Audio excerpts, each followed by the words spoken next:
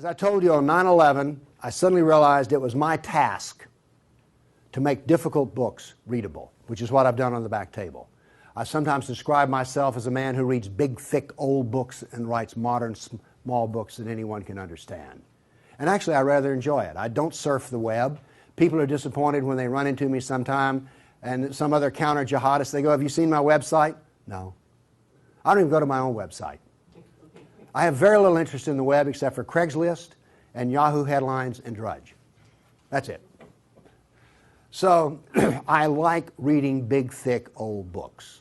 I really do. But I thought when I got my books written, in which the Quran was easy to understand, here's Muhammad, easy to understand, all these books on Sharia and everything were easy to understand, I thought, we win. No, we don't even have game.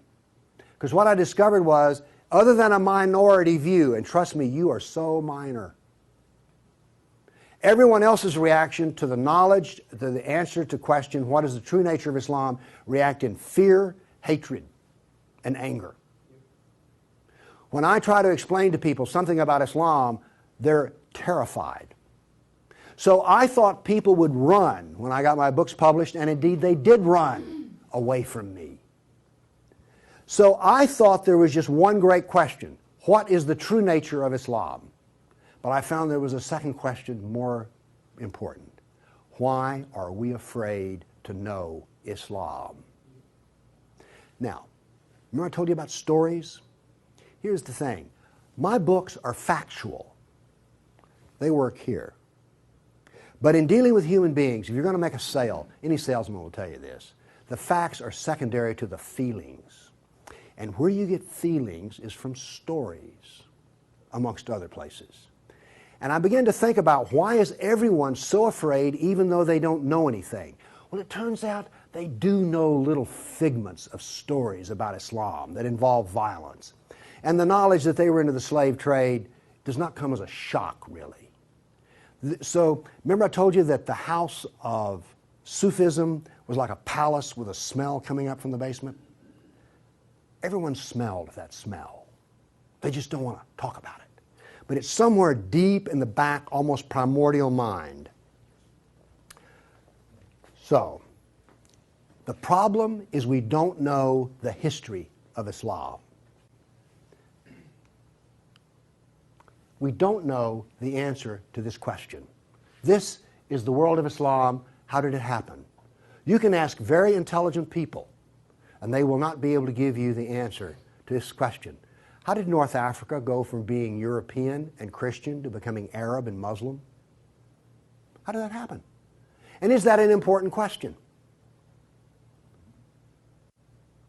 How did the Middle East go from being Christian to Muslim? And is that an important question?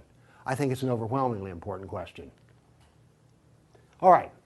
Now, to understand how that Islamic world came about, we're going to have to go about and see how Islam entered our world. Now, to do that, Islam entered the world of the Byzantine Empire. We know that in the Sirah, Muhammad's life, his last days were spent killing Christians and subjugating them. After he died, that process continued. So, let's describe the world that Islam invaded. Now, we're told that the Roman Empire collapsed when the German barbarians invaded Rome. Y'all heard that story? Well, that's false. That is not true. It is wrong. What happened was, after the German barbarian tribes invaded Rome, they set up their own version of the Roman Empire. They retained classical culture. They spoke Roman. They hired Roman philosophers and Roman attorneys to teach their children and to run their schools. They came into the Roman Empire not to destroy the empire, but just to get the goods for themselves. The eastern part of the empire, so-called Byzantine Empire, is over here. Now, this is after the German invasion. The important point is this: there was still a classical empire. It's not collapsed. Then, after the fall of Rome, the Byzantines gradually exerted their political influence till now this was the new form of the Roman Empire. This is the Byzantine Empire, and it is about to be invaded. This is the classical world that Islam invaded. Notice that the classical world is still up and running. It's critical to remember that. It was now weak, but it was still up and running. We're going to see what caused its collapse. Here we see in 25 years, 3 stages of development of the spread of Islam. This is 25 years' work. How is it that the Arabs were able to do to the Byzantine Empire what the Persians could not do in Iran? Here's the answer to that question. It has to do with Iran, actually. The Greeks and the Persians had been having wars since forever. All right? The 300 at Thermopylae, that was about the Persians. All right? Alexander the Great, he defeated the Persians. The Persians kept hammering on the Romans and then the Byzantines, and 25 years before Islam invaded, there was one massive last series of battles that left Persia weak and the Byzantine Empire very weak. Then comes along the Black Plague. 1 person in 3 dies. So the Byzantine Empire, when Islam invaded, had been weakened by a long war with Persia and the loss of 1/3 of its population. The economy had collapsed by 2/3. You think the Obama economy is bad? Try 2/3. So we had an empire that was weak, invaded by people with a mission. Now what's important here is these 3 different shades of green represent the different caliphs. This empire is beginning to build here came from people who could be described as the apostles of Muhammad. Why is it important to know that? They knew Muhammad. They held his hand. One of them, Ali, married his daughter. Abu Bakr was his father-in-law. These people are not just brothers in the religious sense, they're brothers in the family sense. They knew Muhammad like I know my wife. And what did they do? Did they go out preaching the Quran? No, they didn't. They picked up their swords, got on their camels and horses, and went out whacking Christians and Persians. That is, this is the true nature of Islam. Here you see it. This is the fruit on the tree. Massive destruction. Now notice something else that's happened here. Egypt is the breadbasket of the Mediterranean. Syria, the heart of the intellectual world of the classical empire. In 25 years, the classical civilization lost its ability to feed itself and lost its biggest brain trust. This destroys classical Christianity. Christianity that we have today is a bloody stump of the original Christianity. Why? This destroyed the heart of it, transformed it. The first stage of the annihilation of classical empire, gone. The heart of it's gone. Okay. A century later, notice over here in Spain, 750 AD, Spain is already Muslim. This is rapid fire conquest. This is going to become very important because this happened as it were in the life of a nation overnight.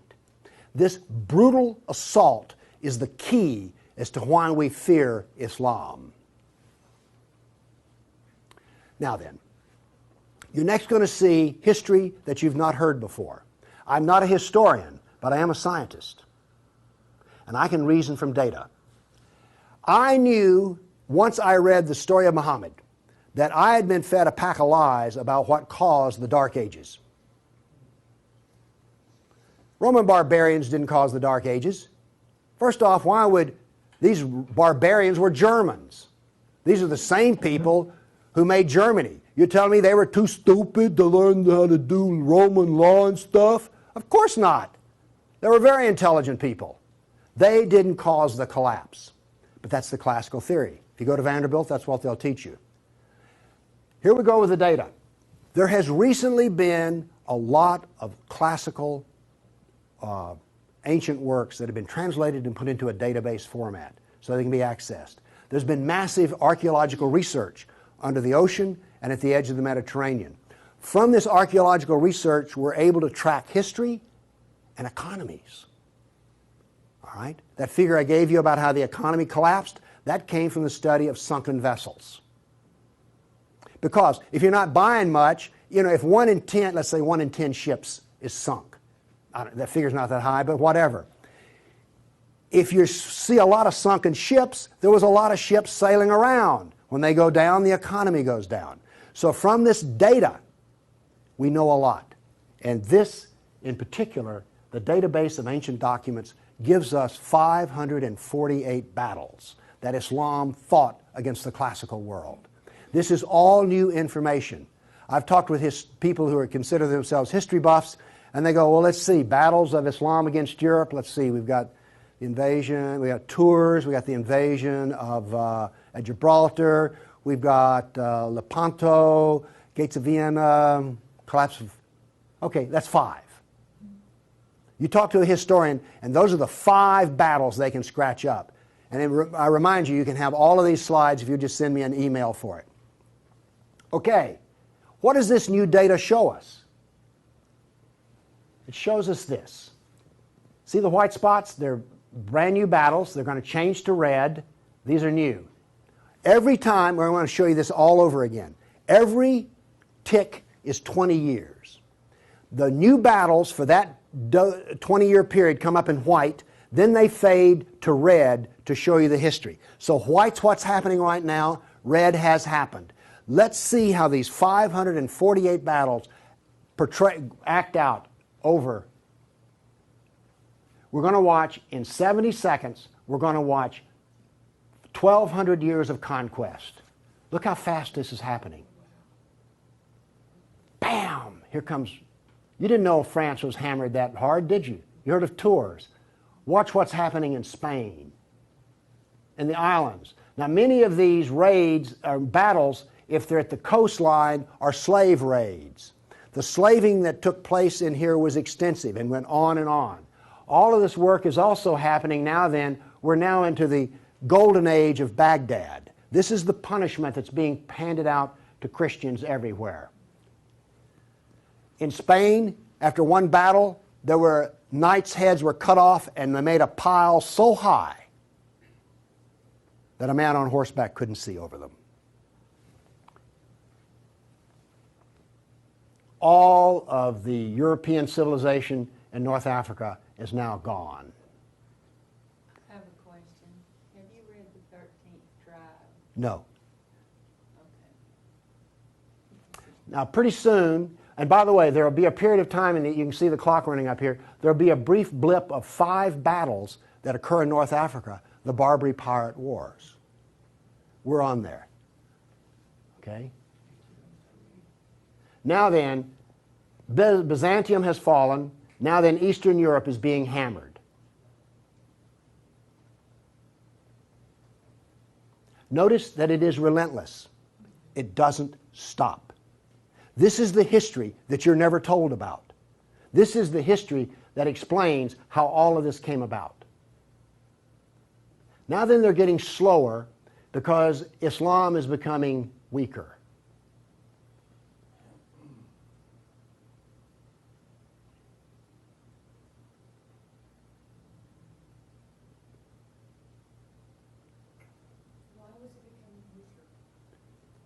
Corruption.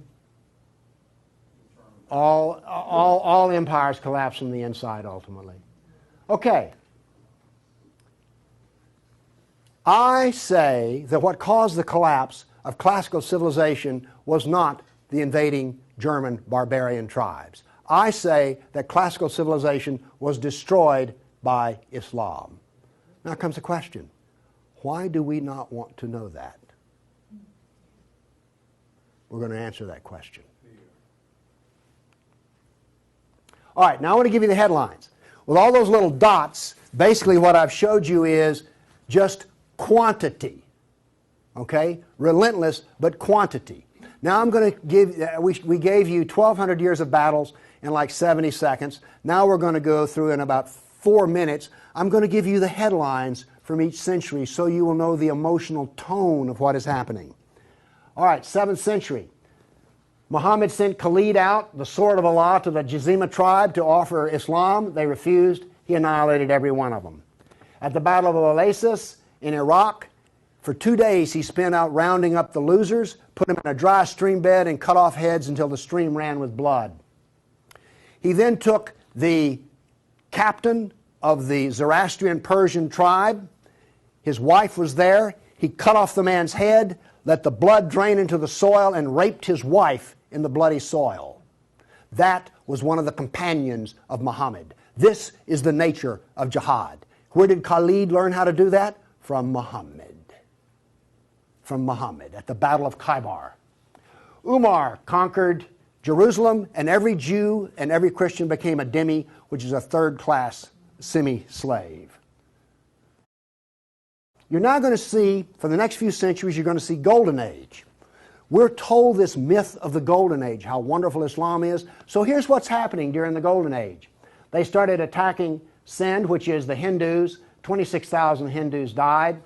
Armenian nobles were herded into a church after a debate, and the building burned down on top of them. At Ephesus, 7,000 Greeks are enslaved. We're still having the Golden Age. All new churches were ordered destroyed. At Amorium, there was massive enslavement of all the Christians. The Egyptian Christians revolt over the jizya, which is the dhimmi tax under the Sharia. Churches are burned, vineyards destroyed. 10th century was still in the Golden Age. In Thessalonica, 22,000 Christians enslaved. Christians massacred in Seville. In Egypt and Syria, 30,000 churches destroyed. You have your religion, I have mine. Still in the Golden Age, 6,000 Jews in Morocco killed, hundreds of Jews in Cordoba killed, 4,000 Jews in Granada killed, Georgia and Armenia invaded. In Hindustan, 15,000 killed, 500,000 enslaved. Golden Age, still upon us. In Yemen, the Jews are given the choice of convert or die. The Christians of Granada are deported to Morocco, and in India, cities are destroyed under the order convert or die. In one town, 20,000 Hindus became slaves. Still the Golden Age. 50,000 Hindu slaves decided to get freedom by converting to Islam. A new 20-year campaign created 400,000 new Muslims out of Hindus.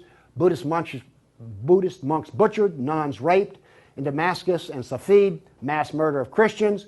Jews in Marrakesh massacred. Tabriz, forced conversion of Jews. Still, we're in the Golden Age. There are riots in Cairo. Churches are burned. Jews of Tabriz are forced to convert.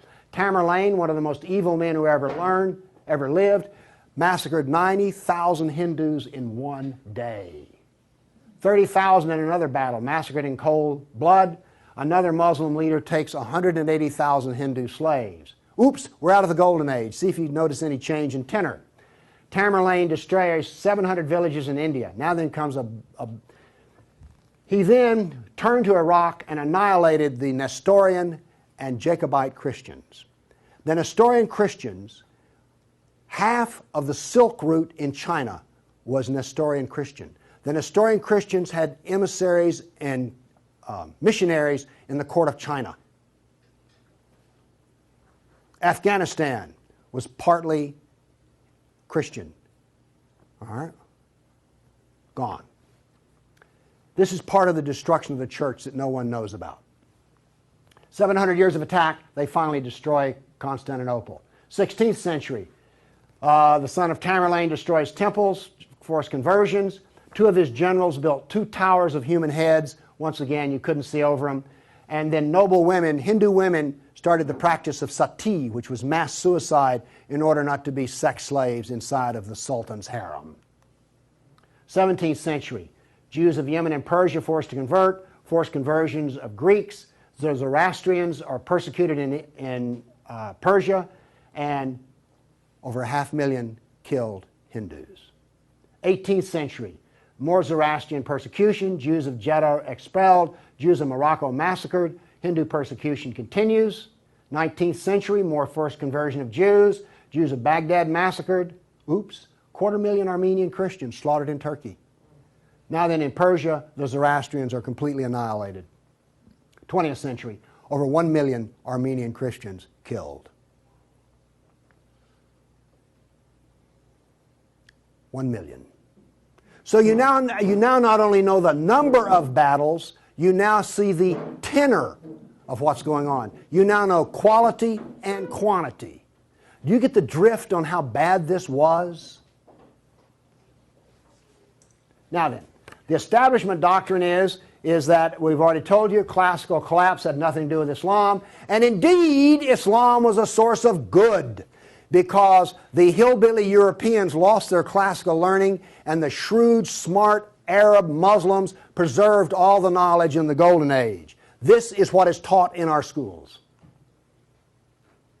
I maintain that it was annihilated by Islam. Okay, we've been talking about land here.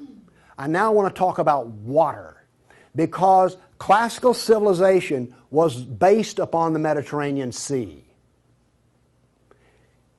Egypt was part of the Mediterranean world. It was not part of the African world, okay? Because to go from Alexandria, Egypt to Nigeria was a lifetime. But you could get on a ship and be there in 10 days. Does this make sense? It was cheap transportation. You could haul a ton of grain from Egypt to Rome as much as it cost 75 miles by ox cart. This is important. I'm going to be driving back on the interstate after I finish talking here. I do not expect to be attacked or shot at on the way. I presume that the interstate is safe travel. It used to be that way under the Roman peace. That ended. The importance of naval work, as many as 500 boats could be in the harbor of Constantinople. The collapse of the freedom of sea. Let me show you something. Now we know this from history, the data. Rome used to communicate with France by boat.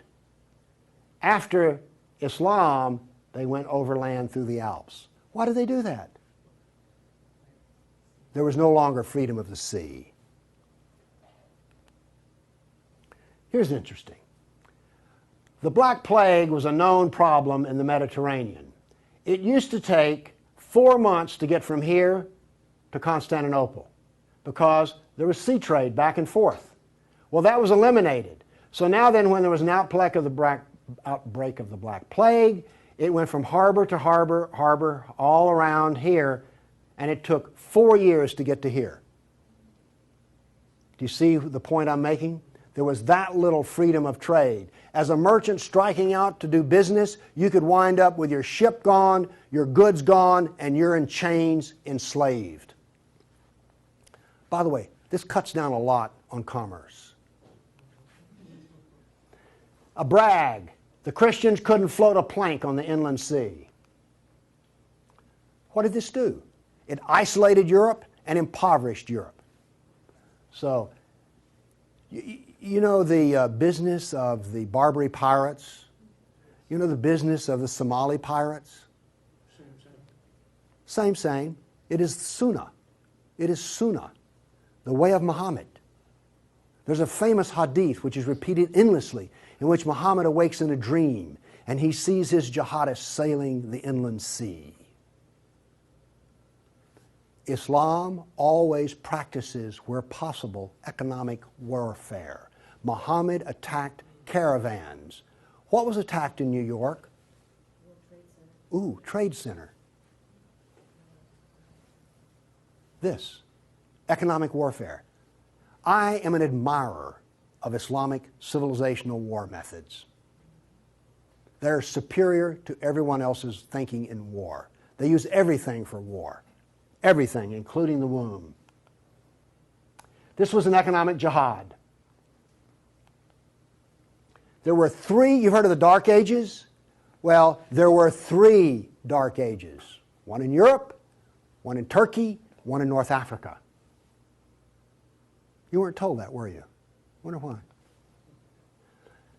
Here we see some ruins. What's the importance of these ruins? Well, they're up and standing. What happened to all the ruins in Rome? Well, the people who were still living there used them as quarries. They harvested them. The Colosseum remained simply because it was so big.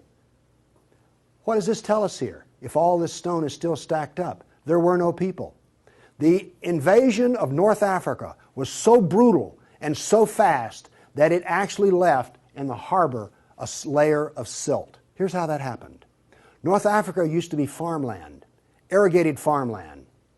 The Romans, clever men that they were, put along the roads in North Africa olive trees for shade and for keeping the road fixed for free. Because what would happen is you would bid on buying a lease on a stretch of Roman road in North Africa. You maintain the olive trees and the road, and you got to keep the olives. So the Romans got money from selling the lease, and then they got the road fixed for free, and somebody has a business making money. Is this clever or what? That all ended because the invading Arabs were not farmers, they were herdsmen. The people there were Christian, and so therefore when the average Arab family would own 50 goats. They put their goats out into the fields of Christians, and the Christians as dhimmis had no right to protest. Between death and the erosion of the crops, there was this produced a layer of silt in the harbors. So that's how brutal, hard, and fast came about this collapse of economy in North Africa. What was left for a European economy? Furs, lumber, swords, and slaves. We're now really getting to one of the points where we don't want to know this history. Anybody here all real proud about how some of your ancestors were taken off a coast in Italy and then put into a harem in North Africa? And now you have children from that who are distant relations? You see, you may have distant relations in the Arab world you don't know about because 1 million Christians were sold into slavery. And by the way, the Venetians helped to do that. And another embarrassing piece of news is this. The Jews were very big in the trans-Mediterranean slave trade. Nobody comes out of this looking good. No one looks good. Are you also beginning to see, like, I don't think I want to know any more about this history at all? Okay? Are you catching on here? All right. Now, the other thing we're told that's so bad about Christianity and so pitiful about those poor Muslims are the Crusades. Who's ever heard this? Well, the Crusades, oh, that's so embarrassing. Gosh, you know, we got out of Europe, we went over there and invaded the Arab lands, and then we killed them and hurt them, and like, oh, I've heard preachers wallow in pity about how drastically bad the Crusades were. All right, first off, Islam, remember, destroyed 30,000 churches. The Jews and Christians were dhimmis. There was infinite number of brutality against Christians. Christians were fleeing the Middle East, and the Byzantine emperor appealed to the Pope, help us, please. Now, this was a big thing to do because the Byzantine emperor and the Pope did not get along at all. But these were desperate people. And what did the Pope look out and see? This is the world that he saw in 1100, the time of the First Crusade. Well, let's see. This much of Spain is Muslim, and we're getting our behind kicked on a regular basis. Oh, well, this Christianity's gone. Oops, this Christianity's gone. And look at all the battles in the non-Christian, in the areas that are still Christian. Do you see the geopolitical problem that the Pope was facing here? This was not just some, we'll saddle up, get on our horses, and go steal from them Arabs, which is what you're told. This is the political picture. But now then, let's do this. Let's look at a battle map for the Crusades. Let's be fair. I showed you the Jihad map. Now here comes the Crusade battle map.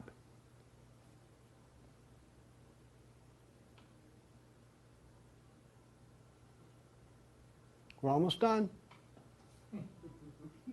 That's it. Now we're told that the Crusades are the moral equivalent of jihad. And therefore we need to be ashamed and whine and cry. All right. The Crusades were defensive, lasted 300 years, and the last one was over 800 years ago. All the jihad was offensive, lasted 1,400 years, and it's happening right now. In all probability, some Christian is being slaughtered in Nigeria today. Now, Is this moral equivalence?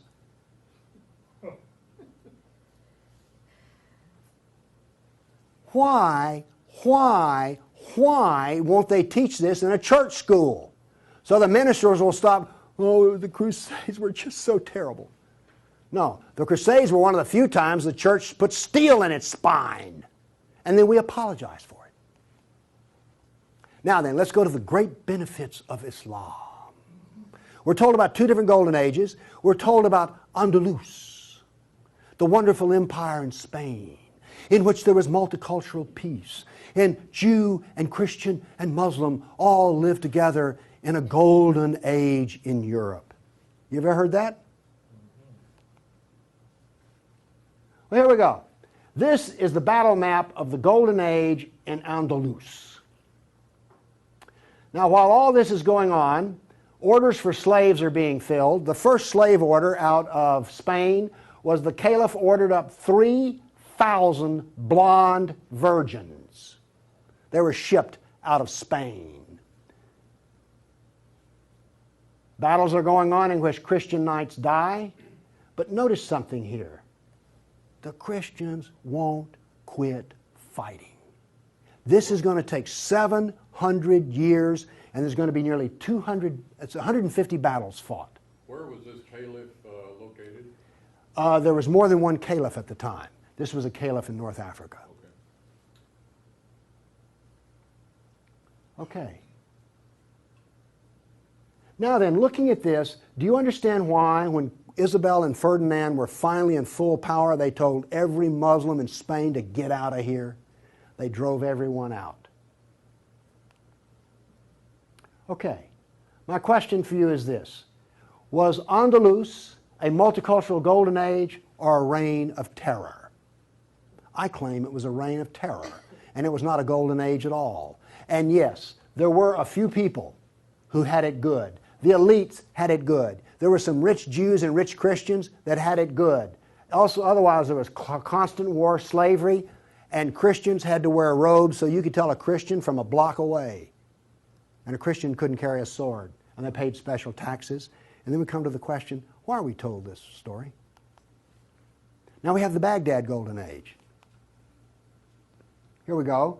This is all the battles that are fought during the period of the Golden Age in Baghdad.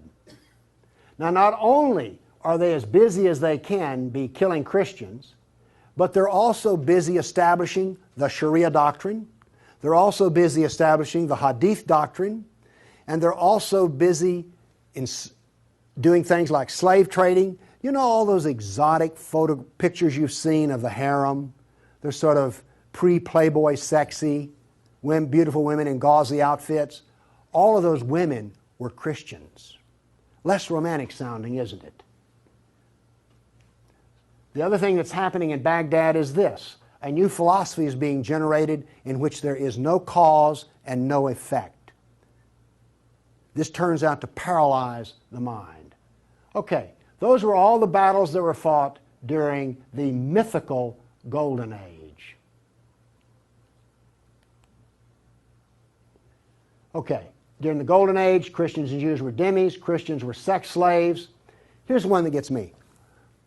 During this Baghdad Golden Age, they evolved a philosophy in which there were no laws of nature and there was no cause and effect.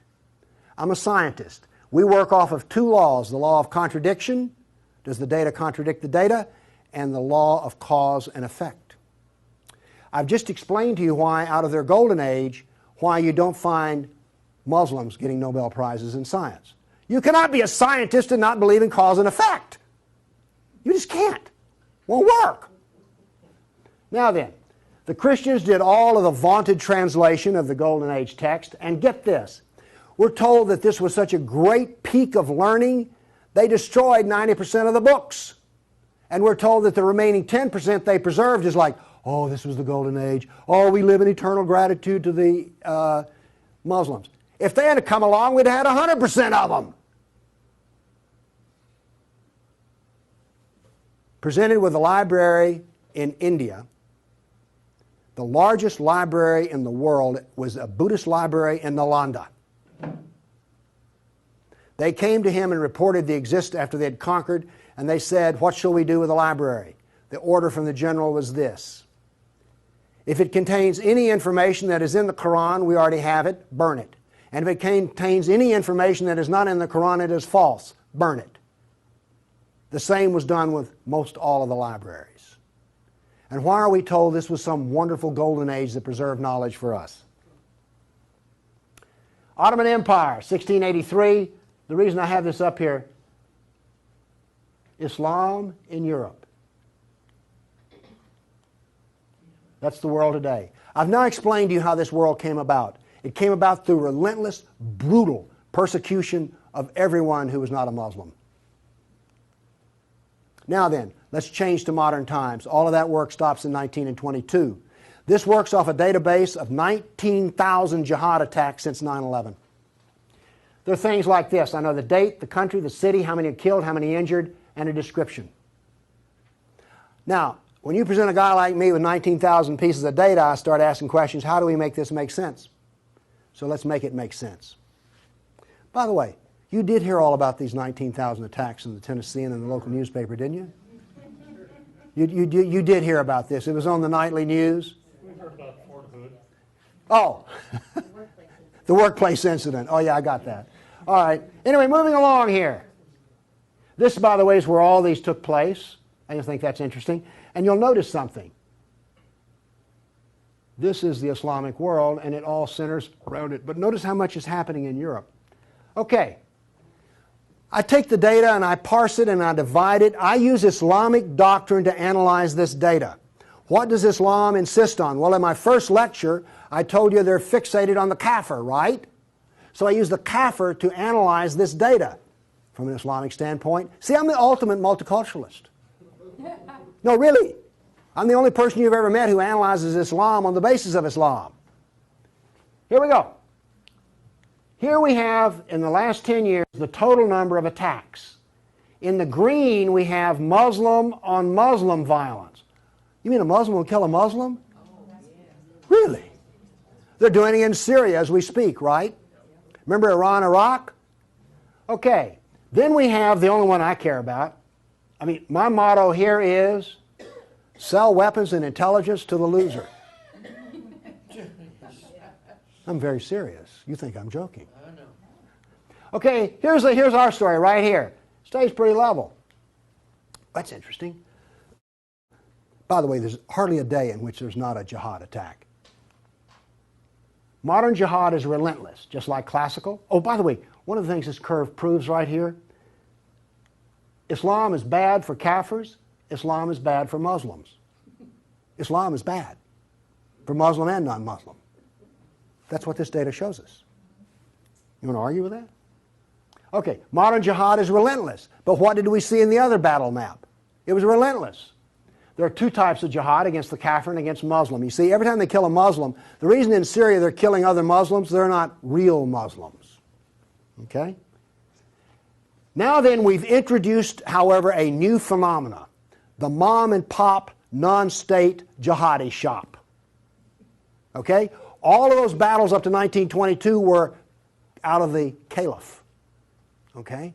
We now have non-state jihad. That is all that is different. Okay, jihad attacks per year. I just chose the top 4 nations. But this doesn't really give us what we want because Israel's teeny weeny and India's great big, so let's do this on per capita.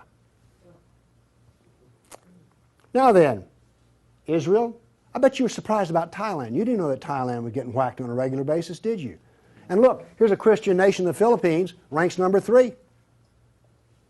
And then India was Hindu. Oops, wait a minute. Do you know what I just told you? Jihad is against the Jew, the Buddhist, the Christian, and the Hindu. This is the data.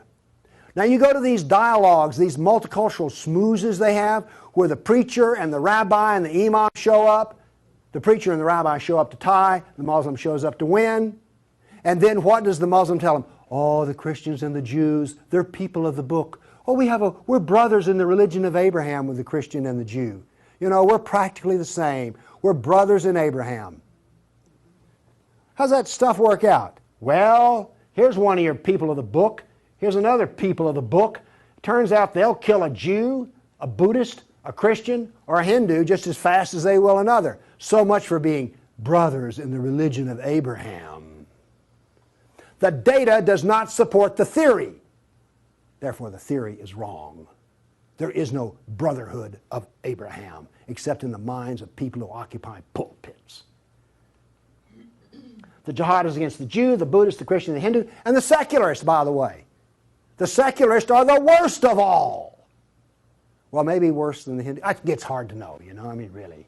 It's against all kafirs. That's who the jihad is against. The religion of peace. Here we go. 548 battles, 19,000 jihad attacks. In 12 decades, in 1,400 years that are jihad-free. Therefore, Islam is 91% violence and 9% peace. So George Bush was 9% right when he declared religion of peace. Constant violence is why? There's a doctrine. The doctrine of jihad is found in the Sirah, the Quran, and the Hadith. We've already been over this. They don't like kafirs. We have a whole doctrine of jihad within the text. Islam was only successful through jihad. Therefore, we have a doctrine which produces jihad, and it produces this effect of the collapse of civilizations. Here you go. Tears of jihad. 270 million dead over 1,400 years. Read them and weep. Read them and weep. The doctrine drives history. History shows the true nature of political Islam. Political Islam is the enemy of all Kafir nations. There's an intellectual history. In 1,400 years, I've read a lot of old documents. They never talk about the Muslim. They talk about the Arab, the Turk, the Moor, Al-Qaeda, Asian, and it's always been by specialists. And today, all the established specialists are apologists for Islam. Why was the Quran code not cracked in recently? How come we don't teach Muhammad? And why is the Golden Age propaganda taught? Why do we remain ignorant and keep suffering? I maintain there's a reason for this. I maintain that this constant brutality over the centuries has produced in the Western mind the equivalent of the abused dog, the beaten wife, and the raped child. We do not think correctly. Everybody's seen the beaten dog that when you approach it? That is the Western mind. We deny the attacks. How much jihad is ever reported? The churches will not even admit that a Christian suffers anywhere. Fear. Muhammad used fear. Any public critic of Islam has a certain fear element there. Guilt. Oh, we haven't treated Islam right. If we treated him better, everything would be good. We don't teach the history. We humiliated.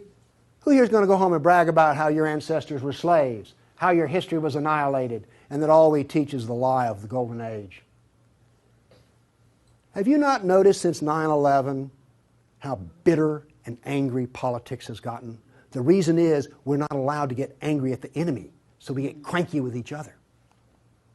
We're powerless. Anybody want to debate about this? The abuser. Muslims will not admit they sold a single slave or ever killed a person. They're arrogant and self-confident. Islam is perfect. Word Islam means submit. They expect submission out of us, and they get it. Islam is the victim. After 9/11, I heard this. The real victims of 9/11 were the Muslims. You've heard that anywhere? After 1,400 years of jihad, brutality, enslavement, theft, deception, rape, annihilation, and insults, the Kafir mind has become identical to that of an abused victim.